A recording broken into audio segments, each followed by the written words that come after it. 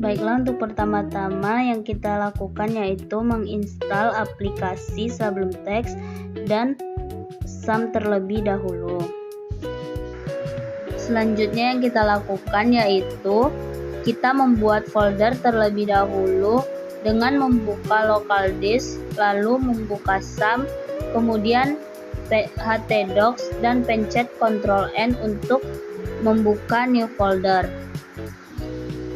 Selanjutnya, setelah kita membuat folder baru, kita membuka aplikasi SUM terlebih dahulu dan mengaktifkannya. Setelah itu, kita membuka Sublime Text. Baiklah, yang pertama yaitu buka kurung tanda seru .html ditutup kurung. Itu digunakan untuk memberitahu bahwa browser dokumen ini menunjukkan HTML versi 5. Kemudian buka kurung HTML lang ID sama dengan itu menandakan awal dokumen HTML, sedangkan lang sama dengan ID itu menunjukkan bahwa bahasa yang digunakan adalah bahasa Indonesia. Bagian head itu meta charset sama dengan UTF-8 itu supaya karakter dan tulisan tampil dengan benar. Lalu titel penjualan buah itu judul halaman yang tampil di tab browser. Selanjutnya yaitu style, itu digunakan untuk mengatur tampilan website. Style body itu untuk mengatur font, memberi background gambar, memberi jarak dari tepi layar yaitu untuk padding. Sedangkan background image itu untuk gambar yang kita tampilkan dari hasil input. Lalu background size itu untuk cover, background position itu untuk posisi di tengahnya. Selanjutnya yaitu container, itu untuk membuat utama agar tampilan rapi dan berada di tengah dengan background warna hijau, dengan lalu paddingnya 20 px, weight DH 600 px, marginnya itu auto, border radius 10 px, box shadownya itu 00 10 px. Lalu H2 text align center itu untuk judulnya berada di tengah halaman.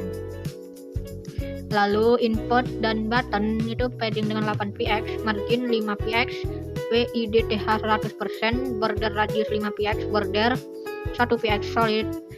Itu untuk membuat input dan tombol terlihat rapi dan seragam.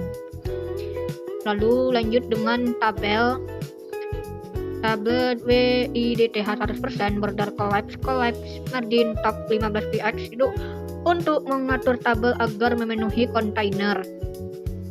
Lalu dengan CSS button edit, background F4C542, button delete background dengan white, button save backgroundnya dengan white juga, itu untuk memberi warna berbeda sesuai fungsi tombol. Selanjutnya yaitu body yaitu berisi keseluruhan konten yang ditampilkan di halaman, dan container HTML div class sama dengan container tutup kurung, yaitu untuk membungkus seluruh isi program. Selanjutnya yaitu buka kurung H2 tutup kurung penjualan buah, buka kurung garis miring H2 tutup kurung, itu untuk judul aplikasi. Selanjutnya bagian input type text untuk nama buah, input type number untuk harga buah dan juga jumlah stok buah.